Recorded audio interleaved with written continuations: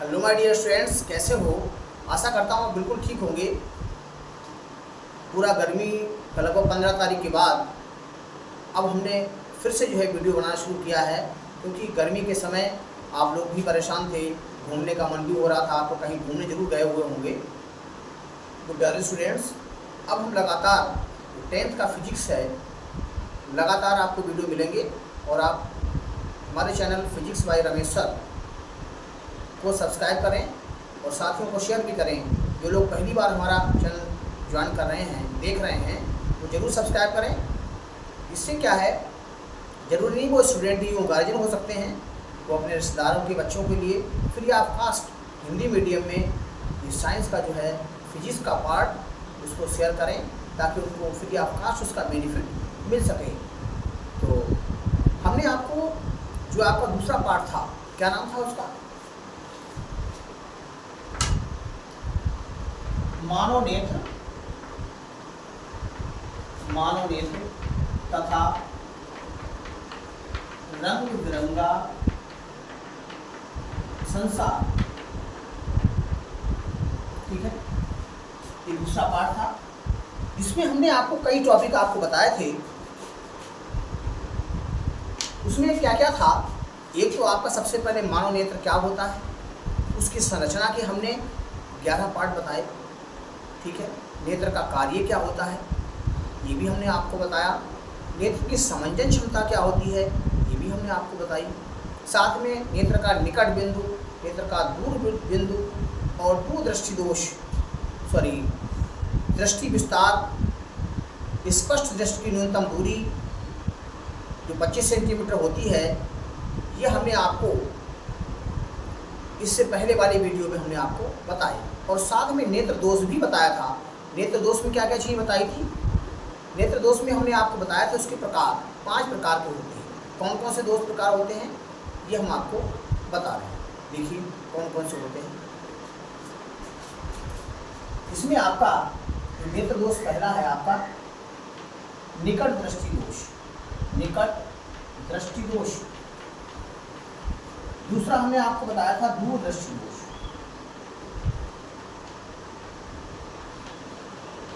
ठीक हो गया। और तीसरा हमने आपको बताया था दूरदर्शिता, जरा दूरदर्शिता, जरा दूरदर्शिता या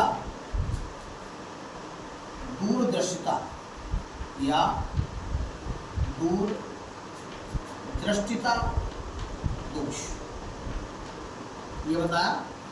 चौथा पॉइंट हमने ये भी आपको इसमें प्रकार में बताया, अबिंदुता।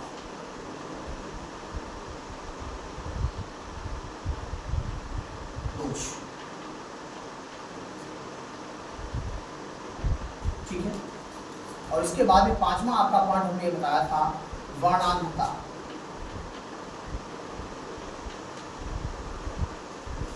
ठीक है।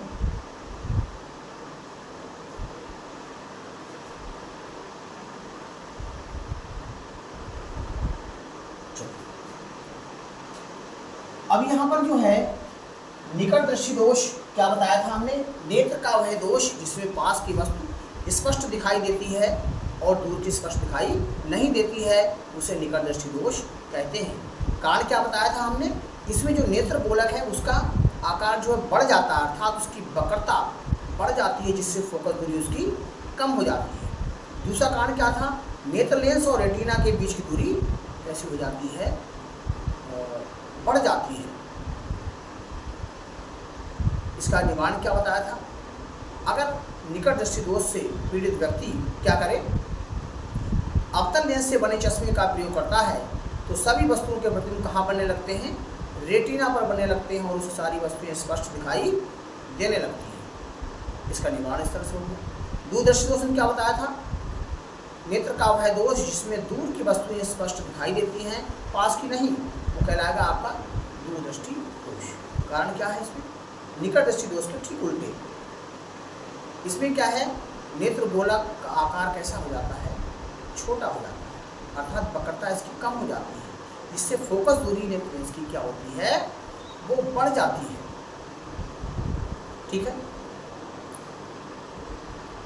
और दूसरा पॉइंट इसमें क्या है, नेत्र लेंस और इसकी रेटिना की जो बीच की दूरी है वो क्या हो जाती है, कम हो जाती है। ठीक है।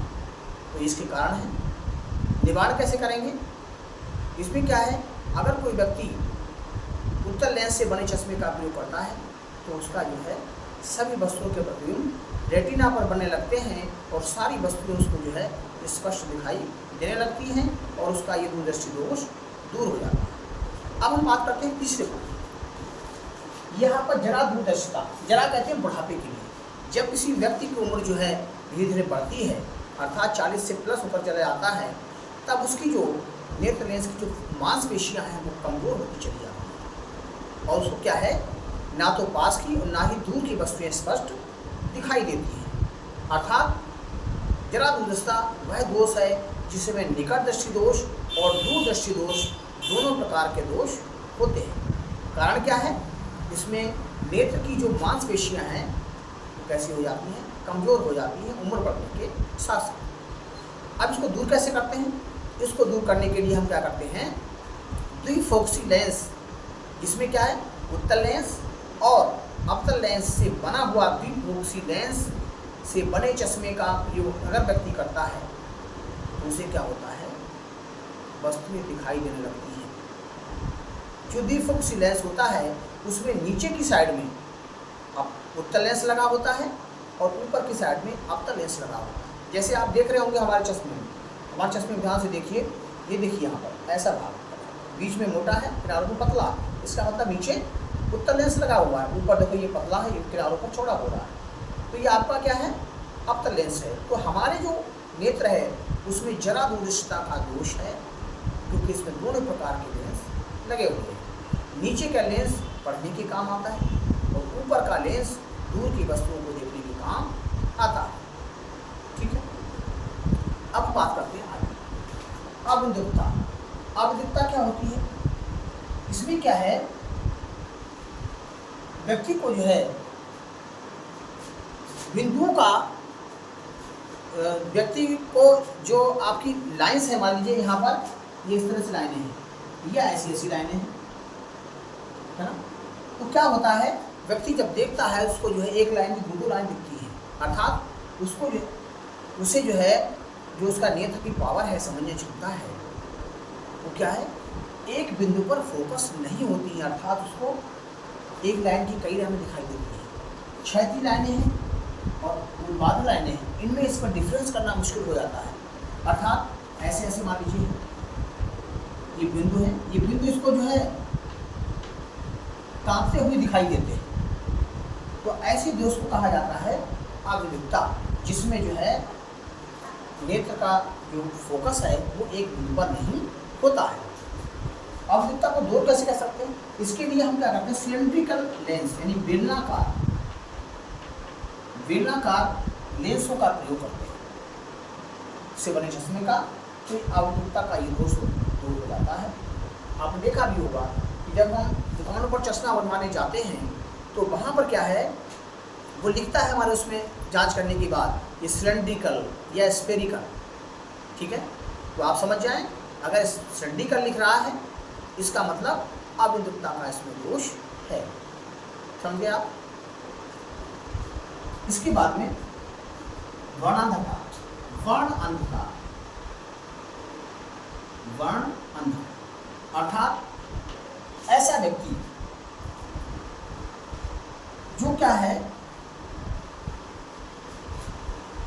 वस्तुओं को स्पष्ट तो देखता है लेकिन वो रंग का भेद नहीं कर पाता है। कारण क्या होता है, जो हमारा नेत्र है आपको पता है, या पूरा शरीर है वो कोशिकाओं से बना हुआ होता है, तो वर्णांधता वाले व्यक्ति की जो कोशिकाएं हैं उनमें जो है शंक्वाकार कोशिकाओं का अभाव होता है, जिसकी वजह से क्या है, वो कुछ ही रंगों को देख पाता है, अर्थात ये लाल और पीले रंग के लिए ही, जिसके अंदर शंक्वाकार कोशिकाएं नहीं होती हैं, लाल और पीले रंग की ही वस्तुओं को सुगमता से देख पाता है, बाकी अन्य किसी रंग की वस्तुओं को आसानी से नहीं देख पाता है।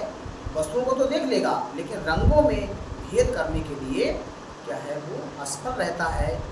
और ये जो दोष है आँख में, ये जन्मजात होता है, आनुवंशिक होता है। यानी कि अगर किसी व्यक्ति के माता पिता में ये दोष है उसकी आँख में, तो आगे बच्चे की आँख में भी दोष उत्पन्न होगा। और इस प्रकार का जो प्राकृतिक दोष है इसको हम किसी भी लेंस से दूर नहीं कर सकते। तो आप समझ गए होंगे कि वर्णांतता क्या है। ठीक है, अब हम आगे बात करते हैं। ये सारे दोष समाप्त होने के बाद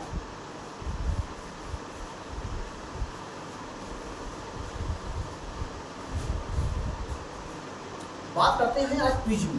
प्रिज्म क्या है? त्रिभुज तो सबने देखा ही है, ठीक है।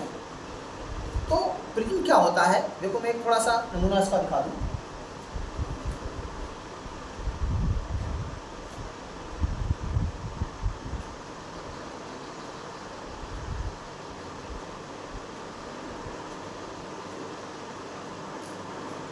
देखिए, ये हमने फॉर्म ले ली, प्रिज्म भी हम आपको दिखाएंगे। देखो आप फॉर्म दे दिया हमने। ये क्या है? त्रिभुजाकार है। ऐसे ही क्या है, ये तो अपारदर्शी है, लेकिन जो प्रिज्म होता है वो क्या है? प्रिज्म एक समान पारदर्शी माध्यम जैसे कांच की बनी हुई एक ठोस त्रिभुजाकार आकृति होती है, जिसे हम प्रिज्म कहते हैं। फिर समझ ले आप, प्रिज्म क्या है? प्रिज्म एक जो है समान पारदर्शी माध्यम जैसे कांच से बनी हुई एक त्रिभुजाकार ठोस आकृति होती है। आप देख रहे हैं जैसे ये ठोस है। हम आपको प्रिज्म दिखाएंगे कि प्रिज्म कैसा होता है, ठीक है। तो इसका हम चित्र आपको बना के बताते हैं प्रिज्म किस तरह से होता है। देखिए, ये हो गया आपका प्रिज्म। क्या होगा? ये प्रिज्म हो गया आपका। इसका नाम दे दो ABC। ये तो आपका प्रिज्म हो गया। अब प्रिज्म से अपवर्तन कैसे होता है? प्रिज्म द्वारा अपवर्तन, प्रिज्म द्वारा प्रकाश का अपवर्तन, प्रिज्म द्वारा प्रकाश का अपवर्तन। देखिए कैसे होता है। यहाँ पर हम क्या करते हैं, एक प्रकाश कण डालते हैं, और प्रकाश कण डालने के बाद क्या होगी? ये वायु है और ये क्या है? कांच है। तो उसमें क्या, ये अभिलंब हो गया, ये अभिलंब की ओर झुकेगी, अर्थात ये झुकेगी। ठीक, इधर भी क्या है? यहाँ अभिलंब होगा। अब ये कहाँ से वायु में जाएगी, तो क्या होगा? ये अभिलंब से दूर हट जाएगी, अर्थात ये होगा। ठीक है, इस तरह से क्या होता है? प्रिज्म में अपवर्तन होता है। ये पहला पृष्ठ प्रिज्म का, दूसरा पृष्ठ, ये इसका आधार कहलाता है। और ये क्या है? ये जो है इसमें प्रिज्म कोण कहलाता है। तो हम इसके नाम लिखते हैं। पहले तो P Q R S। PQ आपतित किरण हो गई, QR अपवर्तित किरण, और RS क्या हो गया आपका? निर्गत किरण हो गई।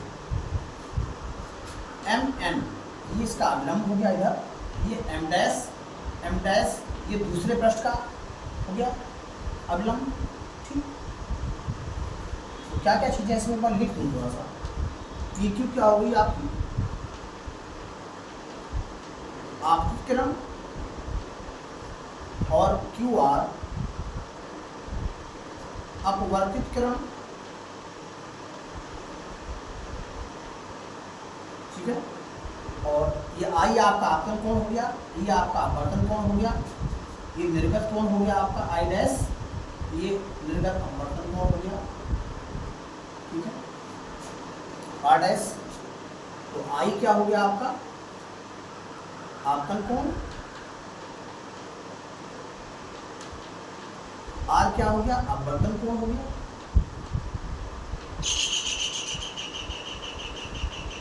और A इसमें क्या है? इसमें A जो है वो प्रिज्म कोण है। ठीक है, इस तरह से ये प्रिज्म के द्वारा जो अपवर्तन होता है उसको आपको देखा। इसमें साथ साथ एक चीज और भी है हमसे। अगर हम क्या करते हैं, आपतित कण को आगे बढ़ा दें और अपवर्तित कण को पीछे बढ़ा, निर्गत कण को पीछे बढ़ा दें, तो ये जहाँ पर काटती हैं वो आपका विचलन कोण कहलाएगा डेल्टा। क्या कहलाएगा? विचलन कोण। तो विचलन कोण क्या हुआ? विचलन कोण ये आपका डेल्टा है। क्या नाम इसका है? डेल्टा। ये कैसे बनता है? आपतित कण को आगे बढ़ाने पर और निर्गत कण को पीछे हटाने पर जहाँ पर काटती हैं और जो कोण बनाती हैं वो आपका विचलन कोण कहलाता है। विचलन कोण ऐसा कोण होता है जो आपतित कण का विचलन बताता है कि कितनी ही आपतित कण क्या है, विचलित हो गई। ठीक है, तो इस तरह से हमने आपको प्रिज्म के बारे में बताया अच्छी तरह से। अब हम कल आपसे मिलते हैं प्रिज्म के द्वारा जो वर्ण विक्षेपण है, प्रिज्म कैसा होता है, यह हम आपको प्रिज्म के द्वारा ही एक घटना से बताएंगे। तो आज के लिए इतना ही काफ़ी। Thank you very much. और हमारे चैनल को सब्सक्राइब करना बिल्कुल ना भूलें। जो नए लोग आते हैं चैनल पर वो जरूर इसको ध्यान दें। अपने रिश्तेदारों के बच्चों को हमारे चैनल को शेयर जरूर करें, क्योंकि हिंदी मीडियम का इससे अच्छे प्लेटफॉर्म आपको नहीं मिलेगा। हमारा चैनल है physics by Ramesh sir, the great physics वाला हिंदी मीडियम। तो सभी स्टूडेंट्स हमारे चैनल को लाइक, सब्सक्राइब करें और शेयर करें। Thank you.